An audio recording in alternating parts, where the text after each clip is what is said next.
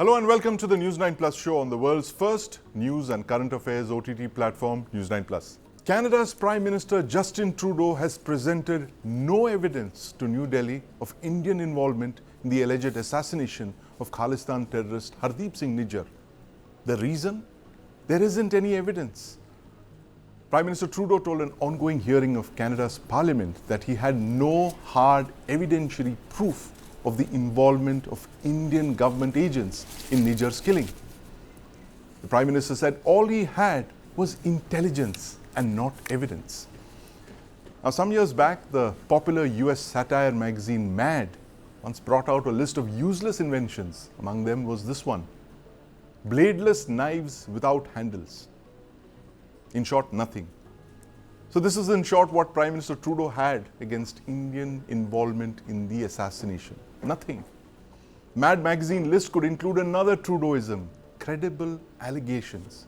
Now this is something the Prime Minister has cracked us up with in the past. And now India's MEA has come out with a statement, a harsh statement, which says that the responsibility for the damage that this cavalier behavior has caused to Indo-Canadian ties lies with Prime Minister Trudeau alone. But why is Prime Minister Trudeau running a one-man scorched earth policy when it comes to Indo-Canadian ties? And the short answer to that is the Khalistan Lifeline for his government. And that's what we're discussing on the News9 Plus show tonight. Prime Minister Trudeau's political survival. But there's also another reason why the Canadian Prime Minister seems to be doing what he's doing. That's Chinagate, which we'll come to later in the show. Joining me to discuss this tonight are Ambassador S.D. Muni, Professor and former Indian diplomat, Pramit Paul Chowdhury, Head South Asia Practice at the Eurasia Group, and in the studio I have with me my colleague Deepak Badana. Gentlemen, welcome to the News9 Plus show. Ambassador Muni, I want to start with you first. A very strongly worded statement from the MEA, which holds Prime Minister Trudeau singularly responsible for the state of the ties between India and Canada today. What's your take on the wordings of the MEA statement issued a few hours ago? But I think this is a reaction to Trudeau's own, I would call it, irresponsible utterances, and in which he refers and confesses that I don't have an evidence. I am not much worried about the evidence aspect. I'll tell you why. Because they don't want to reveal what are the sources of their intelligence, who they have talked, how they have managed. So they normally conceal, and normally most of the countries conceal it. The real problem here is that Trudeau is basing this intelligence on the basis of what they call the Five Eyes, which means there are other countries involved. And as we know that the UK has already come out openly in support of Canada. More than that, the US has also indirectly been supporting Trudeau and Canada. Yes. Even Australia is supporting, and that is a cause of worry to me. Right. We can see that it is Trudeau alone, but Trudeau, because Trudeau has voiced whatever it is, but behind him is the backing and support of almost all the major Western countries, which is a matter of worry. Right. And I think it's a matter of concern also, which I think MEA should react to. Now, I don't see why MEA is hesitating in pointing it out. Right. What UK has done, what US has done, what earlier Australia had done. Who knows, tomorrow again Australia would come up and say something about it. So what is it which is being cooked in the Western pot? Right. What is being cooked in the Western pot? Pramit Pal Chowdhury, how worrying is the fact that all the other Five Eyes countries, at least two of them, have chosen to join in with Prime Minister Trudeau on this one-man crusade of his. How worrying would you be as an analyst? I'm not worried at all. I think the statements that all of them made, given that Canada is a treaty ally for all of them, have in fact been quite remarkable. In fact, if I'm correct, 3 of them don't even mention India by name. Right. Only America does, but then adds that India is a crucial partner to the Indo-Pacific. At the same time that this happened, America signed a deal to sell us Predator drones, Right. an a technology that theoretically no non-military ally of the U.S. has ever had access to. Right. We have ministers from Australia in the country who Right. didn't even make a reference to this. Yes. The British and the Australians announced that they would be resuming FTA, the next round of FTA negotiations.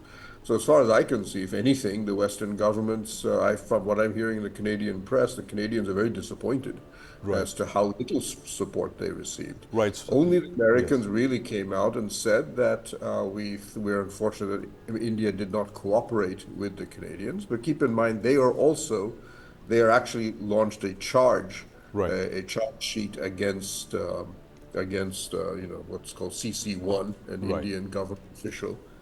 And they have evidence. I mean, they're actually launching an actual legal case on that front.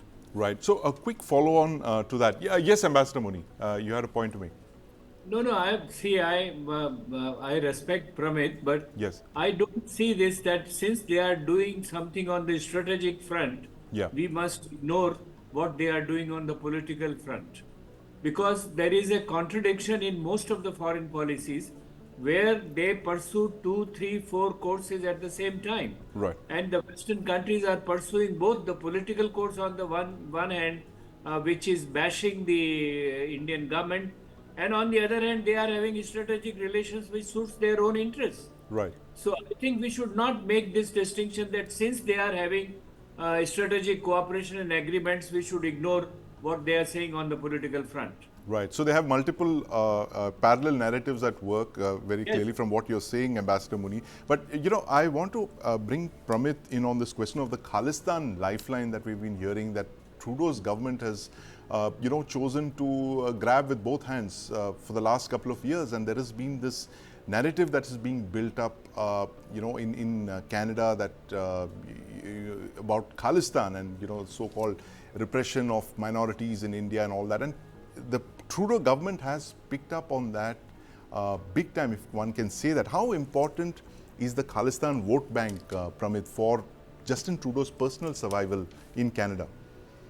Well, the Sikh vote, I think, is what really matters more. Yes. The Khalistan, even in Canada, while the Khalistan movement among the Sikh diaspora is reasonably popular, it's still a very small minority. But because the Sikhs, or a Sikh who has Khalistani sympathies, Jagmeet Singh rules or heads the New Democratic Party. He has lost 2 regional allies, the NDP as well as the Bloc Québécois. So he's effectively has a minority government. He's now had to fend off 2 votes of no confidence against him in just a few weeks. And in both cases, he had to depend on these parties for support. The Bloc Québécois has made it clear that they have a long list of impossible demands for him in case of the next vote of no confidence. So if he wants to survive or avoid early elections, and there are also now voices within his own Liberal Party pointing out the approval rating is now barely 30%, that he had to turn to Jagmeet Singh to support him. And I would guess that this was the price that Jagmeet Singh demanded from him. And he succumbed because Trudeau is extraordinarily, should we say, self-centered as a politician. Right. Extraordinarily self-centered as a politician. Indeed, many politicians are, but few have actually gone out on a limb as Justin Trudeau has over the last couple of years. Ambassador Muni, Justin Trudeau's one-person crusade for the Sikh vote, as Pramit Pal was saying, which also includes many unsavory elements that we in India call the Khalistan movement, the Canadian Khalistan movement. How determined is he to ensure his political survival, for which he will possibly torch or scorch Indo-Canadian relations, as the MEA statement seems to mention? Well, that's what really worries me, frankly speaking. The Sikhs constitute hardly 2.1% of Canada's population. And out of these 2.1%, very, very small constituency is of the extremists and the Akalis. Right. Now, if Trudeau is cultivating this very small constituency for survival, for what? I think, is he trying to say survival only up to the next election? because if the vote of no confidence passes, he would not be facing the elections with the government in his hand. If this is a small gain for which he is putting almost India-Canada relations on the demand and loss, it's very surprising, and that's why I feel that there are forces more than what Trudeau's election compulsions are. I mean, or Trudeau has completely lost his balance of judgment in terms of his own political career and political future. So Right. I don't really quite understand. It's quite puzzling to me that why is he doing, and I don't buy this explanation that he is doing only for political gaining or for the next elections. Right. And while we are on this, Ambassador Muni, there's this very interesting letter from Canada's opposition leader, Pierre Poilievre. Yes. It's a harsh one, where, let me read it out to you, where he says that my message to Justin Trudeau is release the names of all MPs who have collaborated with foreign interference. But he won't, because Justin Trudeau is doing what he always does. He is lying to distract from a Liberal caucus vote against his leadership and revelations. He knowingly allowed Beijing to interfere and help him win 2 elections. These are very, very serious allegations coming from Canada's opposition leader. He is in effect calling Prime Minister Trudeau a Manchurian candidate. Pramit, you remember that 1962 Frank Sinatra movie where the Chinese infiltrate a sleeper agent in the heart of American politics? Why do you think this strongly worded statement from the Canadian opposition leader, how alarming is this for Justin Trudeau? The fact that he's being accused of being a Chinese agent. Pramit. So, in fact, as you know, Trudeau has just testified before a parliamentary committee about foreign interference in Canadian politics. And so there was another argument, again in the Canadian media, that one of the reasons he was raising this Khalistan Indian bogey was because he was scared that at this parliamentary hearing, it would be completely dominated by China. And at that point, he's on a weak footing. You saw that he deliberately underplayed what China was doing, saying that what they do is sort of normal for diplomats. Yes. Ignoring the fact that they had to arrest the daughter of Huawei's owner. Yes. And had to purge Huawei ZTE equipment from their country, from their telecom system, and have issued an Indo-Pacific strategy, which doesn't mention India, but has a fairly strong and pretty strong language about China. So I think one of the things he has tried to do is try to get it about India and not about China. And the leader of the opposition, quite rightly, has said India he said that, yes, safety of Canadian citizens overriding, but he has tried to refocus it back to what he thinks is the main and a genuine security issue, which is China, which he feels Trudeau is trying to avoid. Ambassador Modi, China Gate to distract, India Gate to distract from China Gate, you think that's what Prime Minister Trudeau is doing, as Pramit said, that there is a bigger dragon in the room which he's trying to, take attention away from these. And this, as the opposition leader just put out a very strongly worded statement, do you believe that this is the reason why Prime Minister Trudeau has acted the way he did? Well, as I said, we need to look at it very seriously. China is, yes, I think Pramit has made a very well point. But besides China is also Pakistan. Yes. Trudeau's intelligence agencies have been telling Trudeau that Pakistanis are supporting and encouraging Akalis in Canada. Yes. What is he doing? He has not even mentioned Pakistan anywhere. And then I said the Western countries. So, I find that this is a strained conglomeration of Pakistan, China on the one hand, and some of the key Western countries on the other. So it is much beyond his election project. Right. I think it is something more to do, and frankly, I have no clue what it could be.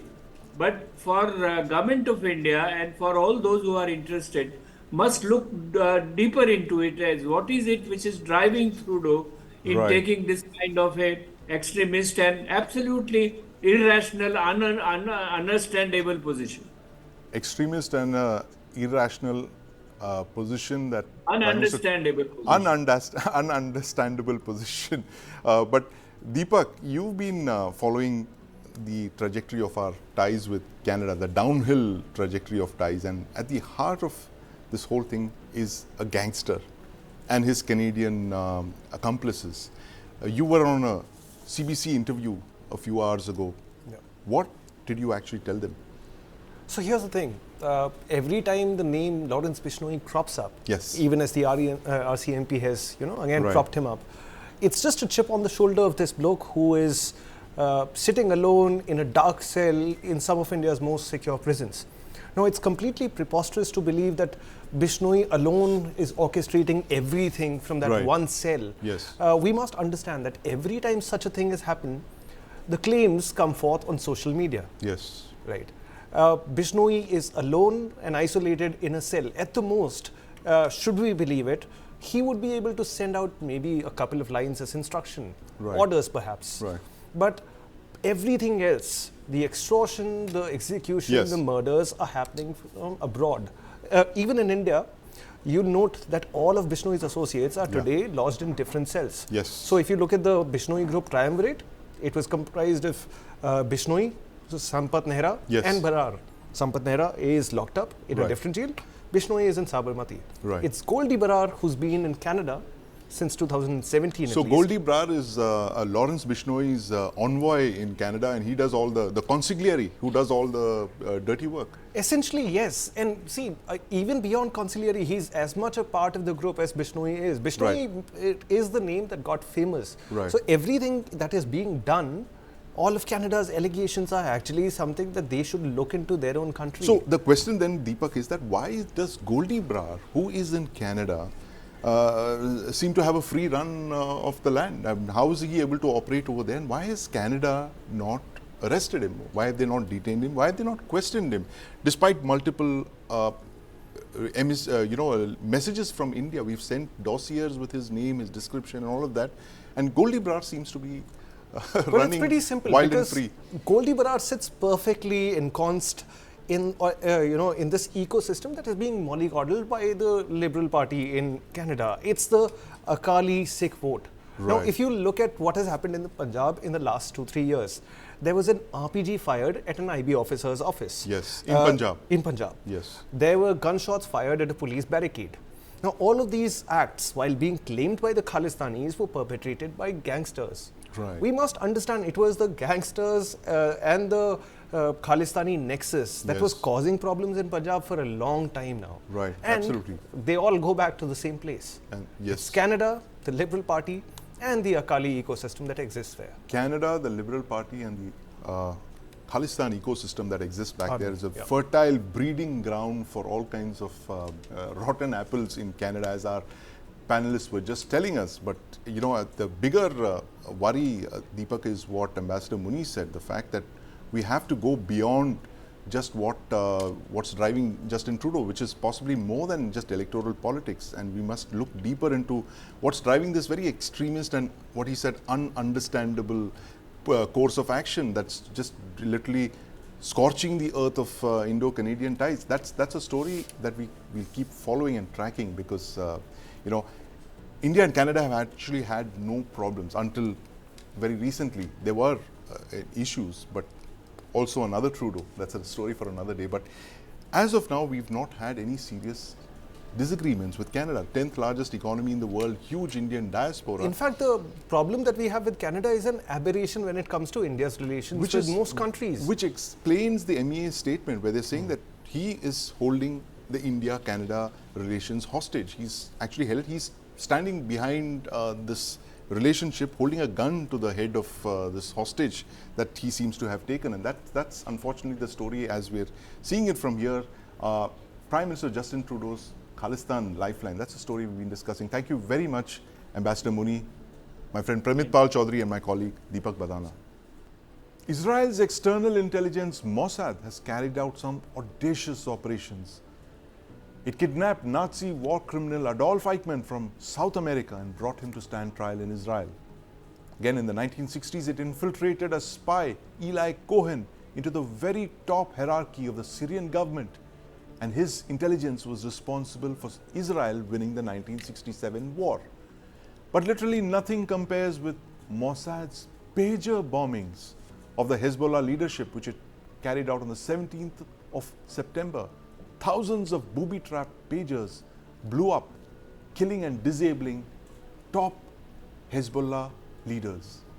Now, a Reuters investigation has detailed astonishing new facts about the pager bombings, this complex, innovative and audacious operation that was meant to disrupt Hezbollah's command and control. Now, this operation was the result of years-long investment in resources, in front companies, in technology companies. It started with Israel letting Hezbollah know that there was a danger when smartphones were concerned, that they had to switch over to pagers. And then they identified the supplier from whom Hezbollah would buy pagers from. And then finally, the ingenuity of the Mossad agents who built these pagers, where the technicians, Mossad technicians, found a way to insert thin sheets of plastic explosives into the pagers to trigger them off when they were being used by Hezbollah simultaneously. And Israel knew that upon receiving the pagers, Hezbollah would likely check them for explosives, which they did. But these booby-trapped pagers passed the test. From creating a backstory to actually making the product and then executing the plan, the shock and awe of both the adversaries and friendly nations of the pager blast operation shows a degree of sophistication that one needs to pull off operations like this. So how was this operation conceived and constructed? Joining me to discuss this are Lieutenant General Sanjay Kulkarni, former DG Infantry, Colonel KPM Das, cybersecurity expert, and in the studio I have with me my colleague Deepak Badana. Colonel Das, I want to start by asking you this. We've gone over the pager blasts a few weeks back, when last month in fact, when it came to light. Now with this new Reuters investigation, what are the new facts, the new details that have emerged that cause you to regard this as a one-of-a-kind operation? Right. So, one, from an architectural point of view, this is to draw analogy to a kinetic conflict. Right. This is getting somebody into a killing ground. Yes. And then you have the final, outcome. Yeah. So this is an analogy from the kinetic conflict. The first thing that they did is, and personally, there are two sides to this. Right. You have the operational side and you have the technical side. Honestly, I'd give more credit to the operational side, which Right. is about intelligence, which is about control over the entire supply chain, Yes. etc., rather than the technical side, which to me is not a major surprise, because, having been in some form engaged with security of supply chains, I don't find it a surprise. Yes. But the orchestration of this attack, Right. the conception, the orchestration, and even the way the dots got connected right across from planning, design, manufacture, supply, and then eventually, letting these things go. Yeah, that required a degree of sophistication and mastery over supply chain. And that nuance and understanding comes to very few organizations, to my mind. Right. And for a moment, remember that these are commodity devices. Right. Pagers are like onions and potatoes. Yes. Yeah? To have re-engineered those internally Yes. in a manner that you don't draw alarm, by and large, the form, shape, weight, size are not tampered with. And I understand from the Reuters article that it did go through some degree of review. Yes. Though I have my own doubts, essentially because the power capacity was 1/3 or 1/4 of what one would expect. So all in all, an operationally brilliant operation. Right. Technically, many things that were done right from planning, design down to eventually the attack. Right. Orchestrating all of those. And the point is, this didn't happen on the 17th. This happened on the 18th as well. Yes. On a different inventory altogether. Right. And ICOM is a household name across security organizations around the world. Yes. It's not a high security device. It's a common walkie-talkie.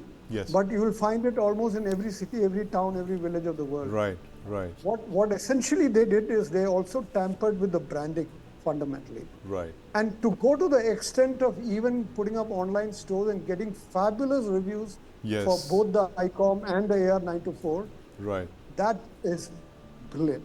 Right. Brilliant indeed, as Mossad operations have shown us in the past. They've, literally led the way as the world has watched in shock and awe. General Kulkarni, I'm sure you've read about all of Mossad's operations in the past, but this new pager operation, while it may be very successful, it's actually won the Israeli intelligence community a lot of plaudits, deservedly so. What are the lessons for us here in India? Do you feel there is a possibility that this modus operandi could be used by our enemies against us? And what would you learn from this kind of an operation for when it comes to protecting the Indian leadership, protecting Indian assets, protecting the Indian forces? Thank you, Sandeep. And again, every time people say Atmanirbharta. Yes. Atmanirbharta. That is, until and unless you do manufacture, imagine in this so very imaginative, audacious, yes, technically sophisticated, and amazingly, just see the stages. The yes, Israelis are in complete control of the Hezbollah logistic chain. They have yes, got into it. Imagine a device which is as thin, totally sophisticated, that explosive device you put in, not to be detected, and also at the same time must cause harm. It must pass through X-ray machine, yes, and then to be able to execute at a time of your choosing. And knowing fully well that it is Hezbollah control. That means they have penetrated so deep in, and yes, even the Iranians feel miserable because Iranians themselves know that maybe in their own setup, even the yes, the ones who are guarding the religious leader, they may be Mossad agents for all one care. Right. And the very fact that Hania was, the way he was knocked off in Iran, yes, was clear indication that Mossad is everywhere. The tentacles are deep in, and therefore it's very important for us, first and foremost, verify, trust, and now, well, like you use the word shock, or yes, total sowed distrust amongst all of us. And it's right, very, very important in these kind of operations, or even for that matter, our own mobiles. Because everybody is using mobiles, everybody is yes, using platform. Even the supercomputers are either China-based or US-based. So everything is abroad. Even all our, the data sovereignty, yeah, the data credibility, the storage of data, not to let anybody else get into it. We have to have everything stand alone. If you don't have stand alone and right, you're dependent on somebody else, you are bound to, compromise can be expected. And right, therefore, we have to be very, very careful, especially now when you know China. Imagine the involvement of China in this. Imagine the yes, involvement of Russia in this. Involvement of everyone deep into it. And how they have managed to do everything is right, amazing. Therefore, I think for us, for the Indian security, it's very important. Atmanirbharta. Do not, even if it's a little crude, even if it's a little more expensive, it right, must be your own. And people around must be checked, because you never know. Even our own people sometimes can be bought. And therefore, right, it's very, very important that such a thing, and especially communication, because yes, without which you can't do. And then to be able to choose targets and then blow them up. I think Hezbollah's defeat started the day the pagers started blowing up and walkie-talkies. yes, The defeat of Hezbollah was seen, and Iranian on the back foot was visible.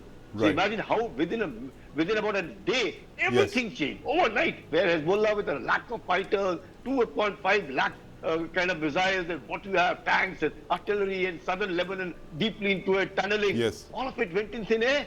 right, So therefore, we have to be very, very careful. And again I say, Atmanirbharta, Atmanirbharta, Atmanirbharta, not to be said, but right, to be done and executed in India. yes, absolutely. Yeah. We have no option but to be Atmanirbhar or self-sufficient. But Colonel Das, this, how important do you see Atmanirbharta in, information communication systems We've been talking about it for a very different reason, of course, the fact that, safety and security of our systems, given the high levels of Chinese penetration of our organizations in the past, using their software, hardware indeed. But this actually is a different kind of a threat where you have weaponized hardware devices. How much of a threat do you see this as being to our ICT networks, this possibility of it being weaponized by adversaries, smuggling in plastic explosives into that, and also the other aspect, which is the traditional fear of using foreign equipment, foreign software, foreign hardware in our systems that could compromise national security. Your thoughts, Colonel Das? Yeah, so there are multiple angles to this whole thing, right? Yes. So I immensely respect this Atmanirbhar team. I've been hearing it for 20 years. Right. As an outsider, speaking at many of these military seminars, the theme remains at the 30,000 feet level. I have seen zero execution until very recently. Okay, so there's a lot of work that we need to do, and especially among defense services, I tell folks, especially in the Army and the Air Force, to follow what the Navy is doing. Navy is a leader in this clearly, and they began doing Atmanirbharta even before it was coined. Right. And it's a platform-based service. That means if a ship sinks, everybody goes, equipment men, everybody. It is unique to Navy. It is not seen in the Army and the Air Force. So if I were to talk to commanders today, I would tell them to begin with by saying that your networks have been penetrated. Right. Okay, so you operate at that level. Yeah. So you begin with a level of distrust, and what it brings in is a certain protocol, certain doctrine, communication doctrine, certain command and control doctrine, which actually ends up adding an overhead in terms of time and latency and delay. But like the general said, we rather live with that. Yes. Okay? So that is one. The second thing is, where you can, as far as possible, build on whatever you already have. So this chase for high tech which goes on, this cycle to chase high tech, it's all very well in a civilian corporate factory or an enterprise. Yes. But in military, you need platforms to settle down, get stabilized, get trusted at all levels. And even for the doctrine to get, for people to immerse themselves, it takes years. Right? So this whole 15-year procurement cycle, there's a reason why it is 15 years. In fact, in some of the platforms, it goes beyond 20, 25 years. We can live with 386s, and believe me, I know people who are still using 386 and 486 for compute. Right. So, but that requires a degree of technical acumen and a certain commitment from the general staff. Yes. Like you see in the Navy. Yes. You'll notice in the Navy, the communication branch is with the executive branch. Right. That is a huge difference. Now, what happens especially in the Army is the general staff invariably delegates it to specialists, which is not a bad idea, but they delegate even the control, right? Which is why you now find that this very glamorous, sexy-looking technology which come in are the ones which are going to kill you tomorrow. Right. So you need to have stable technologies which are at a very high TRL level, right? 9 or something like that, so that on which you can innovate, build a lot of packages which are Atmanirbhar. Right. You can pick up system. Navy does it. For example, you pick up a legacy platform, an old Russian platform, and then on top of that you build a wrapper which is thoroughly Indian, thoroughly Atmanirbhar. So that is something that we could do all the time. And I recommend that as a strategy going forward. Right. Follow the Navy in times of doubt, as Colonel Das mentioned. But Deepak, you've also been looking at the story very closely. What is the biggest takeaway for you as you were reading this Reuters report that came out about the depths, the levels to which MOSSAD, the attention to detail that they had gone to while planning this pager bombing operation? So there are several points. To begin with, the investigation at least solves the mystery behind how they did it. Right. So one of our biggest fears was this conversion from cyber to kinetic. Yes. Imagine a software. Possibly the first attack of its kind, which is converted from a cyber attack into a kinetic attack. So the fear earlier was from some quarters that the ignition or detonation is actually being done via software or some call. There were talks about, a synchronized message that went on every one of these pages. Let's ask Colonel Das this. It's always been on my mind. How did Israel, how did Mossad manage to trigger off all these pages simultaneously, more than 1,500, 1,600 of them? Do you believe that they had penetrated Hezbollah's pager network, that the central control system that sent out these messages? How did they send out that one message that went off and what simultaneously? is the mechanism? Is it the message that prompts the overheating of that detonation? Yes. Colonel Das, over to you. Yeah, sure. So there are possibilities, okay? So I'm not sure how many people have used pagers. Back in 96... All of us here, except Deepak, young Deepak here, have used pagers. General Kulkarni certainly. Colonel Das, of course, you've built them. So you see, essentially this is a broadcast device, right?